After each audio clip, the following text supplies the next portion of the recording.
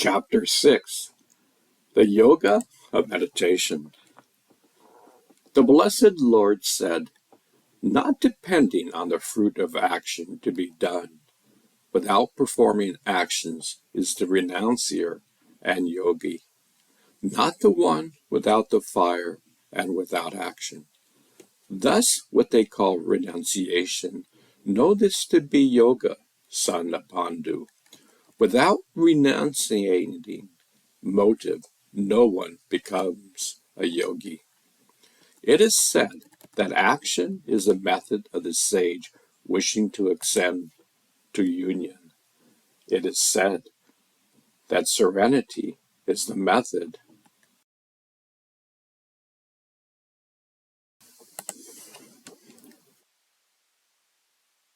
of the one who is ascended to union. When he is not attached to sense objects, nor to actions, renouncing all motivation, then he is said to have ascended to union. One should uplift the self by the soul. One should not lower the soul. The self is the friend of the soul. The self is the enemy of the soul. The self is a friend of the soul, whose self is mastered by the soul. But the self of the non-soul might become hostile, like an enemy. The highest self of the self-mastered, the peaceful, is steadfast in cold, heat, pleasure, or pain, as well as in honor or dishonor. Content in the wisdom of self-knowledge, immutable, having mastered sense, united thus. One is said to be a yogi, to whom a clot, a stone, and gold are the same. Detached from companions, allies, foes, neutral towards enemies and friends, also the good and evil. Impartial intuition is distinguished. The yogi should unite constantly with the soul, situated in solitude, one self-controlled consciousness, without warning, without possessing, in a clear place, establishing the firm seat of the soul, neither too high nor too low, covered with cloth, antelope skin, and kashi grass, thus making the mind single, consciousness and sense activity controlled, sitting on the seat. One should practice union for self-purification. Keep even the unmoving body, head, and neck steady, concentrating the eyes on the tip of the nose and not looking around. The self-calm, fear banished, staying in chastity, controlling the mind, conscious of me, united, one should sit devoted to me. Thus always united with the soul, the yogi, a disciplined mind, attains peace, supreme nirvana, founded with me.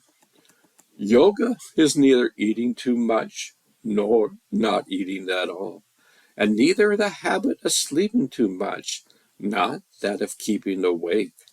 Arjuna, food and recreation discipline in the actions of behavior, discipline in sleep and waking. Yoga becomes the ending of sorrow when conscious control is established in the soul, free from the longing of all desire. Then one is said to be thus united. As a lamp in the windless state does not flicker, the analogy is remembered of the yogi of conscious control, united in the yoga of the soul, where consciousness rests, curbed by the practice of yoga, and where, by the soul, seeing the soul in the soul, one is content. One knows this perpetual happiness, which is intuitively perceived beyond the senses, and established there, does not deviate from the truth. And having gained, one thinks no other goal better than this which is established. one who is not disturbed even by heavy sorrow. Let it be known that the dissolution of union with sorrow is called yoga. This yoga is to be practiced with determination, without discouraged thought, abandoning without exception all desires born of motivation, completely mastering the senses with the mind. One should gradually, with firm, intuitive perception, quiet the mind, the soul, making it stand still. One should not think of anything at all. Whenever the unsteady, moving mind wanders here and there, mastering this, one should direct the will in the soul. Supreme happiness comes to the peaceful mind of the yogi, emotion pacified, God realized, sinless. Thus always uniting the soul, the yogi freed from evil, easily reaches the endless happiness of God contact. The soul united in yoga observes the soul in all beings, and all beings in the soul everywhere the same revelation. Whoever sees me everywhere and sees everything in me, I am not lost to this one, and this one is not lost to me. Whoever is established in oneness honors me in all beings, moving in any way. Also, this yogi lives in me. Whoever sees by soul analogy everywhere the same Arjuna, whether happiness or sorrow, this one is thought a supreme yogi. Arjuna said, "This yoga which is explained by you with equanimity, slayer of Madhu, I do not see standing steadily because of instability. Unstable is the mind, Krishna, impetuous, sitting, strong, rigid. I think holding it back like the mind is difficult." The blessed Lord said, "Without doubt, great armed one, the restless mind is hard to control. But by practice, Kanyuta, and by detachment it is controlled. Undisciplined by the self, union is hard to achieve. Thus is my opinion, but by self-controlled effort, one is able to reach it by this means." Arjuna said, "The uncontrolled one, endowed with faith, the mind strained from union, not attaining perfect union, walks what road, Krishna? Following both is one not lost like a disappearing cloud, unsupported, great armed one, confused on the path of God. Krishna, you can resolve entirely this doubt of mine. Other than you there exists no solver of this doubt." The blessed Lord said, "Partha, neither here nor above is found the ruin of this. Dear son, no one doing good goes to misfortune, reaching the worlds of the good deed doers, staying endless years in the house of the radiant glorious. The one fallen from union is born again, or may be born in a family of wise yogis. Such a birth is difficult to attain in this world. Thus the same intuitive union one receives from a precious embodiment, and one strives from there again towards perfection. Kura joy.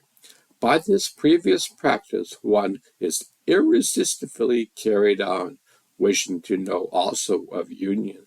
One transcends divine sound, but through pursuing mental control, the yogi, cleansed of guilt, perfected through many births, then goes to the supreme goal. The yogi is superior to the ascetics, is also thought to be superior to the knowledgeable, and the yogi is superior to the active. Therefore, be a yogi, Arjuna. Of all these yogis, the one going to me with inner soul full of faith, who loves me, this one is thought by me to be the most united. Commentary. According to the search results, this chapter is called The Yoga of Meditation. It teaches the process and benefits of meditation as the ultimate way to attain self-realization. Krishna explores how one can prepare for meditation by performing actions and devotions, and how to control the mind and senses through yoga. He also describes the qualities and signs of a true yogi who is in union with the Supreme. In the chapter, there are 47 verses. The main points of the chapters are: Krishna distinguishes between two levels of Astanga Yoga: Yoga Arushka, beginning stage, and the advanced stage. In the beginning stage, one should cultivate detachment by performing one's prescribed duties and practicing asanas. In the advanced stage, one should practice meditation exclusively and attain perfect mental equilibrium. Krishna gives detailed instructions on how to practice meditation, such as sitting in a clean place, concentrating on a single object, keeping the posture straight, and being moderate in sleeping and eating. Meditation brings calm and peace to the mind, which then dissolves to reveal the self. Krishna admits that controlling the mind is very difficult, but it can be achieved with self-restraint and discipline. He assures Arjuna that even if one fails in meditation, one is not lost, but will attain peace and the ultimate goal in a future life. Krishna describes the perfection in the yoga process as being free from all desires, attachments, and dualities, and being situated in the absolute truth. Such a yogi enjoys the bliss of God within himself. Krishna reveals the vision of a perfected yogi as seeing the same self in all beings and being compassionate and friendly to all. Such a yogi is dear to Krishna. Arjuna rejects Astanga Yoga as impractical for him, as he thinks his mind is too restless and turbulent. Krishna agrees that Astanga Yoga is not suitable for everyone, but he praises Arjuna for being a devotee, which is superior to being a yogi.